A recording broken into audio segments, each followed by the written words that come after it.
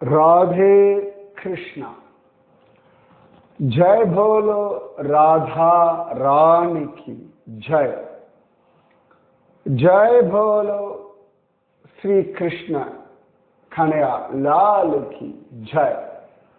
जय बोलो वृंदावन धाम की जय। जय बोलो यमुना मैया की जय। जय बोलो गोवर्धन गिरिराज की जय। பிருந்தாவனம்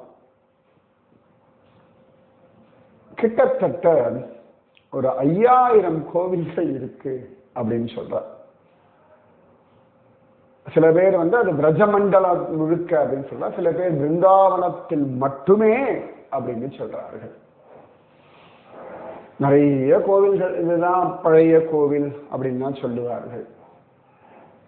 நிறைய லீலாஸ்தலங்கள் இன்னைக்கு தனித்தனி ஆசிரமங்கள் கிட்ட இருக்கு. ஏற்கனவே சொல்லியிருக்கேன், ஜாடு மண்டல் ஆசிரம்.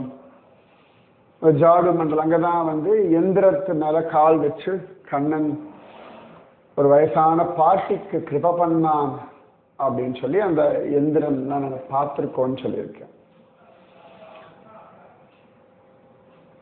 அந்த மாதிரி நிறைய ஆசிரமங்கள் உண்டு. அந்தந்த ஆசிரமங்கள் அந்தந்த குருமார்கள் யாருக்கு காட்சி கிடைச்சதோ அவர்களுடைய சமாதி, இந்த மாதிரி நிறைய இந்த பிருந்தாவனத்துல இருக்கு. எல்லாருக்கும் ஒரே லட்சியம், கிருஷ்ணனை அடைவது, கிருஷ்ணனை அனுபவிப்பது, கிருஷ்ணனை தரிசிப்பது, கிருஷ்ணனுக்காக இயங்குவது, கிருஷ்ண பக்தியை உணர்வது. நிறைய பேருக்கு கிருஷ்ண தரிசனம் அப்படின்றத விட பிருந்தாவனம் கண்ணனுடைய இடம், அங்க இருக்கணும் அப்படின்றத நிறைய பேர் லட்சியம். எனக்கெல்லாம் கிருஷ்ணன்லாம் தரிசனம் கிடைச்சா பாக்கியம்,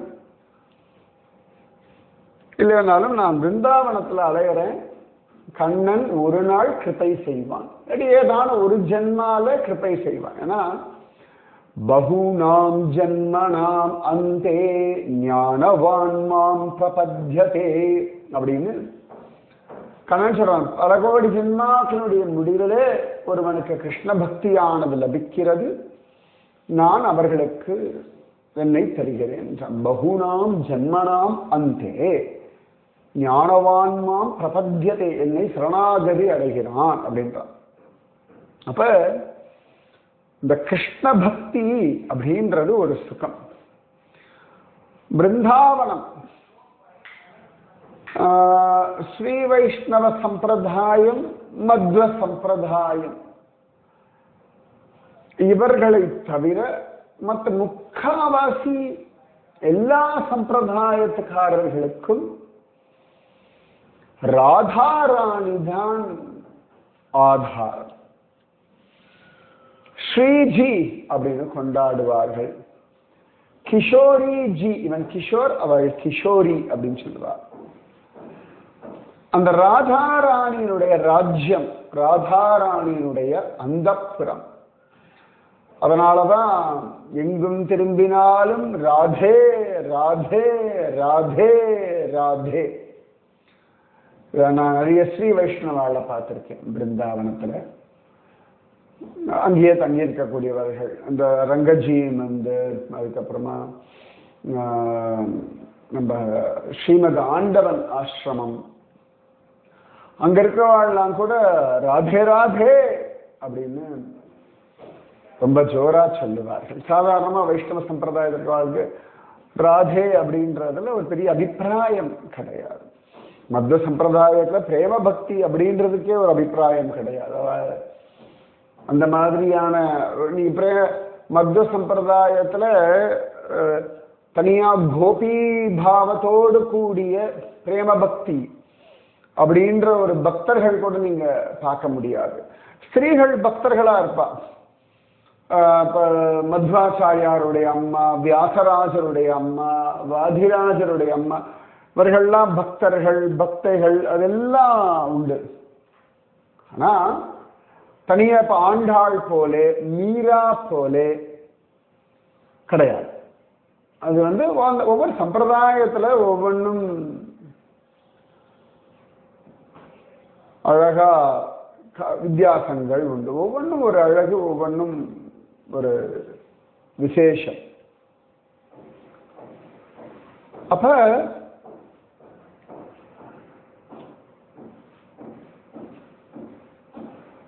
நம்ம ராதாராணி எல்லாருக்கும் கொண்டாட்டமான ஒரு குழந்தை. நம்ம ஊர்ல கோதா மாதிரி அந்த ஊர்ல ராதா. அன்னைக்கே சொல்லிட்டு இருந்தேன், ஒரு கருப்பு ராதா, ஹித ராஸ் மண்டல்ல கருப்பு ராதாராணி உண்டுன்னு சொல்லியிருந்தேன். அதுக்கு அடுத்த நாள் தான் அந்த வல்லப பைட்டக் சொல்லியிருந்தேன். அப்பதான் கேட்டிருந்தேன், வல்லபாச்சாரியார் சைத்தன்ய மகாபிரபுடைய பர்த் எல்லாம் 2 பேருக்கும் ஒரு 8 வயசு வித்தியாசம் இருக்கு. வல்லபாச்சாரியார் சரியா ஏப்ரல் 1478 பிறந்தார். சைத்தன்ய மகாபிரபு 18 பிப்ரவரி 1486 பிறந்தார். 8 வருஷம் சின்னவர் சைத்தன்ய மகாபிரபு. நிறைய பேர் அழகா அதை அமைச்சிருந்த சந்தோஷம் எனக்கு. நல்லா இருக்கு. ஒவ்வொருத்தரும் ஒவ்வொரு விதமா அழகா அப்படி தியானம் பண்றது, கண்டுபிடிக்கிறது குஷியா இருக்கு. இன்னைக்கு ஒரு ராதா ராணியை பார்ப்போம். அன்னைக்கு ஹிதராஸ் மண்டலுடைய கிஷோரிஜி, ராசராசேஸ்வரி, கருப்பு ராதா ராணியை பார்த்தோம். பிருந்தாவனத்தினுடைய லீலைகள் எல்லாமே விசேஷமானது. பாகவதத்துல பிருந்தாவனம் இருக்கு, எக்ஸ்க்ளூசிவா ராதாராணியுடைய லீலைகளை பத்தி இல்லை. ராதாராணியுடைய விஷயம் எல்லாம் ரொம்ப அழகா கர்க சம்ஹிதை அந்த மாதிரி மற்ற புஸ்தகங்கள்ல தான் காண கிடைக்கிறது. ஒரு சந்தர்ப்பத்துல கண்ணன் மாடு மேய்க்க பிருந்தாவனம் வரான். பிருந்தாவனம் அவரோட மாடு மேய்க்கக்கூடிய ஒரு ஸ்தலம், மந்தை வெளி, மெடோஸ் அப்படி சொல்லலாம். கண்ணன் ரொம்ப பிடிச்சது அவனுடைய மாடு மேய்க்கும் தொழில்.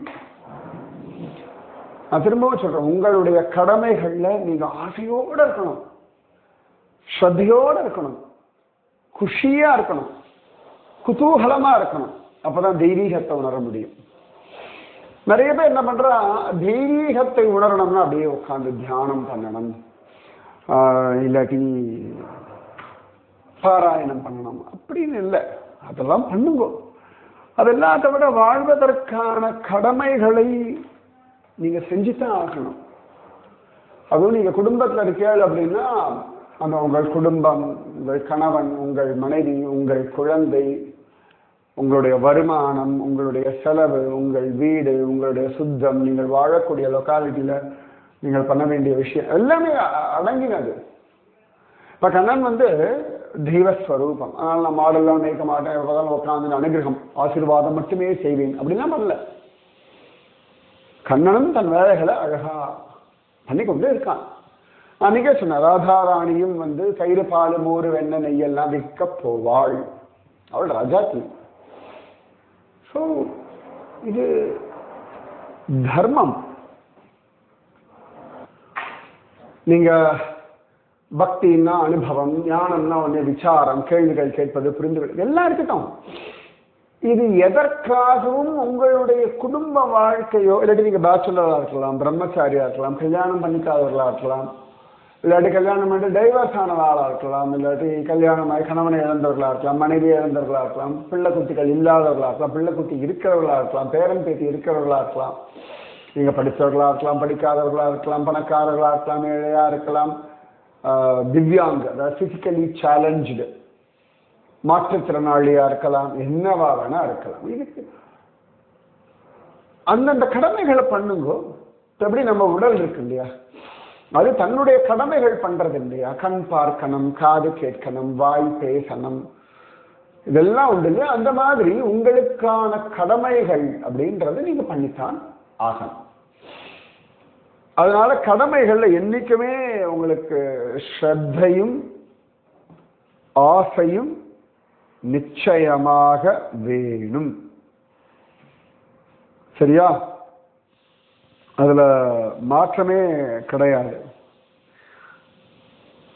கண்ணன் ஞாபகம் வச்சுக்கோங்க. கடமைகள் உங்களுக்கு நன்மையே செய்யும். கடமைகள் தான் ஜாலி. வாவ், எனக்கு இன்னைக்கு இந்த கடமை இருக்கு, எனக்கு இன்னைக்கு இந்த பொறுப்பு இருக்கு, வா இன்னைக்கு நான் சமையலுக்கு யோசிக்க போறேன். ஸ்திரீகளுக்கு ஒரு பெரிய டார்ச்சர் எதுன்னா, ஒரு நாளை போல யோசிக்கணும். இன்னைக்கு நான் என்ன யோசிக்க போறேன், இன்னைக்கு எப்படி வீட்டில் இருக்க அத்தனை பேருக்கு பிடிச்ச மாதிரி பண்ண. நீங்க அப்படி பண்ணா மட்டும்தான் இந்த விஷயங்களை உங்களால என்ஜாய் பண்ண முடியும். இல்லாட்டி வச்சுக்கோங்கள, போர் அடிச்சிடும், அது ஒரு டென்ஷனா உட்காரும், அது ஒரு டயர்சமா இருக்கும். ஏன்னா உங்களுக்கு ரொட்டீன்ல அது இருக்கு. ஆபீஸ் போகிறதா இருக்கட்டும், நீங்க ஒர்க்கிங் உமனா இருக்கட்டும், இல்லாட்டி ஒர்க்கிங் ஆண் பிள்ளையா இருக்கட்டும், இல்லாட்டி நீங்க சமைக்கிற ஆண்களா இருக்கட்டும், என்ன வேணா இருக்கட்டும், அது நீங்க யோசிச்சுதான் ஆகணும்.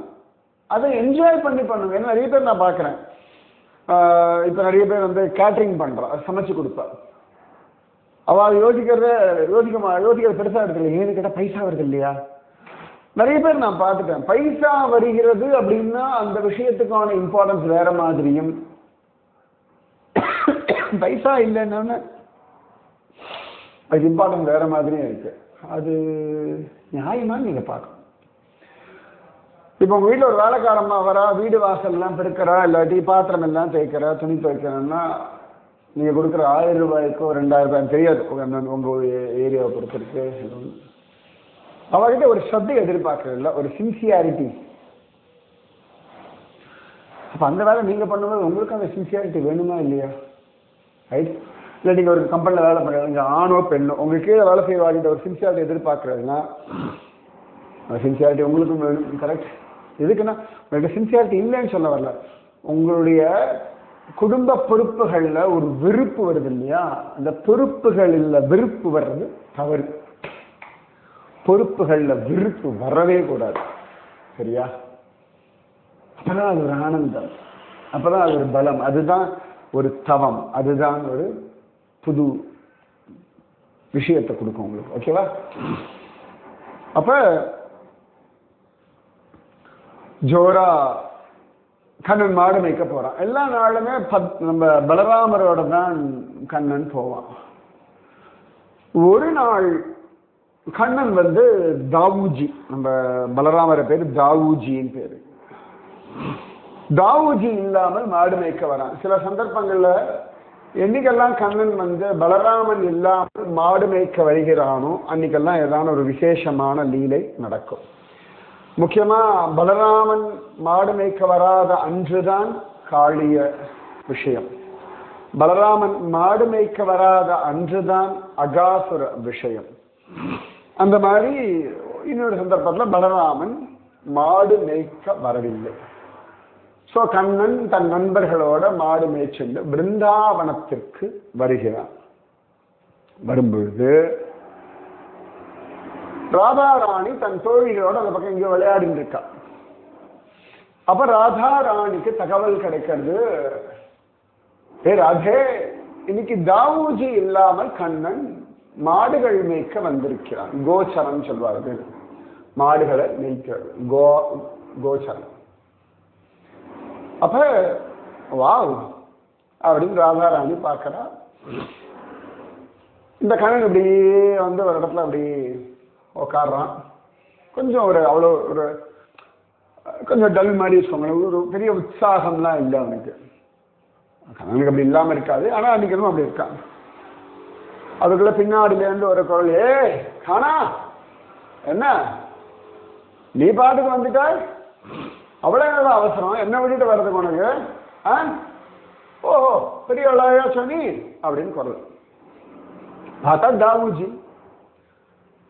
சொல்லும் போதே அப்படி தாவூஜி சிரிச்சுட்டு கேள்விதான் கேட்டோம்னா, கண்ணன், ஹா தாவூஜி வந்தாச்சா நீங்க? அப்பாடா, நீங்க வந்தவனால சமாதானம், பெரிய சந்தோஷம்.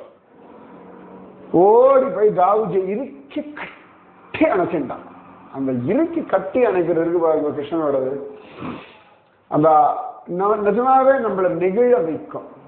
கண்ணனுடைய அந்த ஆலிங்கனம், அது கோபியா இருக்கட்டும் கோபனா இருக்கட்டும், யாரும் கட்டி அணைச்சினாலும் சரி, நீ என்னை சேர்ந்தவள், நீ என்னுடையவன் அப்படின்னு எனக்கு உன்னை ரொம்ப பிடிக்கும்ன்ற அந்த அக்கறையும் அந்த உரிமையும் அந்த அன்பும் இது எல்லாமே கண்ணனுடைய ஆலிங்கனத்துல எத்தனை தடவை ஆலிங்கனம் பண்ணாலும் எந்த இடத்துல ஆலிங்கனம் பண்ணாலும் நம்மால் உணர முடியும். அது கண்ணனுடைய பெரிய ஒரு பலம். ஆனா அவன் பிரேமஸ்வரூபன் அல்லவா, அன்பை வெளிப்படுத்துறதுன்னு உனக்கு இந்த குழந்தைகள் கட்டி அணைச்சிக்கும். அந்த அன்பை யோசிக்காம கள்ளம் கபடம் இல்லாமல் ஒரு அன்பை பரிமாற முடியும் அப்படின்னா அது கண்ணனுடைய ஒரு அன்பு. அது அவன் ரொம்ப அழகு. அது அன்பு இருந்தா மட்டும் போதாது, அதை காட்டவும் தெரியணும். அன்பு இருந்தா மட்டும் போதாது, அதை பரிமாறவும் தெரியணும். அன்பு இருந்தா மட்டும் போதாது, அழகா அதை கொடுக்கவும் தெரியணும். அன்பு அழகா அனுபவிக்க வைக்கவும் தெரியணும். அன்பை அனுபவிக்கணும், அதே சமயத்தில் தன்னுடைய அன்பை மற்றவர்கள் அனுபவிக்கும்படியாகவும் செய்யணும். அது ரொம்ப முக்கியம். அன்பு அன்பு அன்பு அதானே கண்ணன் கண்ணன் கண்ணன். சரியா? அப்படி அழகா அந்த அன்புமயமான ஆலிங்கனம் படபடபடபடன்னு வந்துருக்கு. யாருக்கு? தாவூஜிக்கு. கண்ணன் கட்டி அணைச்சிக்க. இன்னைக்கு தாவூஜி ரொம்ப மெத்து மெத்துன்னு இருக்காரு. பலராமன் நல்ல நல்ல ஜம்முன்னு இருப்பான். இப்படி உத்து பார்க்கணும், உதட்டுல புன்னகை, கண்கள்ல ஒரு வெட்கம்.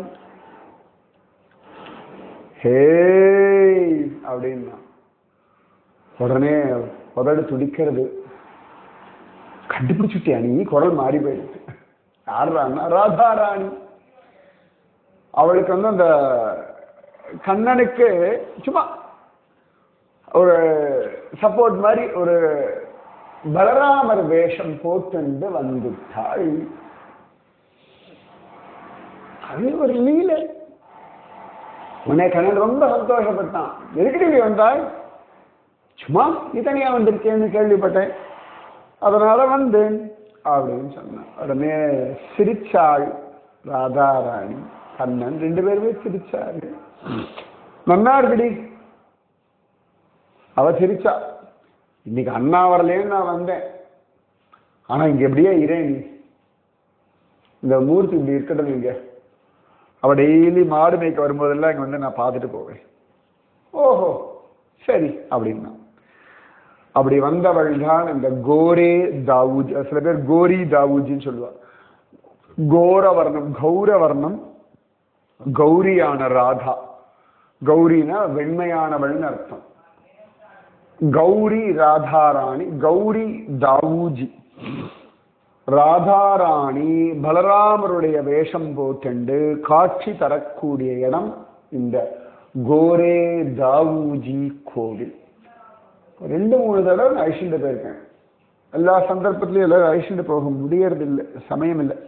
அது எனக்கு அப்படி ஒருத்தர் கேங் வேணும். எப்படின்னா ஒன்றும் யோசிக்காம எதுவும் கேட்காம வாங்க குருஜி உங்களுக்கு என்ன தோன்றோ அழிச்சுட்டு போவாங்க. இப்படி பிருந்தாவனத்தோட இண்டு இடுக்கு சந்து பொந்து எங்கெல்லாம் என்னெல்லாம் இருக்கோ அப்படியே காட்டின்னு போவார். அப்படி சொல்லவும் முடியாது. ஏன்னு கேட்டா எல்லாரும் ஒரு 5-6 நாள் வருவா. எல்லாருக்கும் குடும்பம் இருக்கு, சம்பாத்தியம் இருக்கு, செலவுகள் இருக்கு. அப்போ வரும்பொழுது மதுராவை பார்த்து விடணும், கோகுலம் பார்த்து விடணும், கோவர்தனம் பார்க்கணும், பர்சானா. அது நியாயமான ஆசை. இதுக்கெல்லாம் நான் தனியா போய் பிருந்தாவனத்தை அப்படியே அலைஞ்சிட்டு இந்த இதுக்கு வழியா சுற்றி போனா தான் எல்லாம் பார்க்க முடியும். நிறைய இருக்கு. ஸோ கோரே தாவூஜி பலராமர் வேஷம் போட்ட ராதாராணி நிஜமாவே குழுக்கு முழுக்குன்னு இருக்கும். நல்லா தங்க வர்ணத்துல ஜொலிப்பா. அந்த கண்ணமும் அதுவும் அச்சோடி குஞ்சலமே அப்படி இன்னும்படியாக இருப்பாள் இந்த கோரே தாவூஜி. சரியா? ஸோ பிருந்தாவனத்துல இன்னொரு ராதாராணி கோவிலையும் பார்த்துட்டோம் இன்னைக்கு. மீதி விஷயம் நாளைக்கு. ராதே கிருஷ்ணா. राधे कृष्णा कृष्णा राधे राधे कृष्णा कृष्णा राधे राधे कृष्णा कृष्णा राधे राधे कृष्णा कृष्णा राधे। जय बोलो राधा रानी की जय, जय बोलो श्री कृष्ण कन्हैया लाल की जय, जय बोलो गोरे धाऊ जी की जय, जय बोलो वृंदावन धाम की जय, जय बोलो गोवर्धन गिरिराज की जय, जय बोलो यमुना मैया की जय। राधे कृष्णा।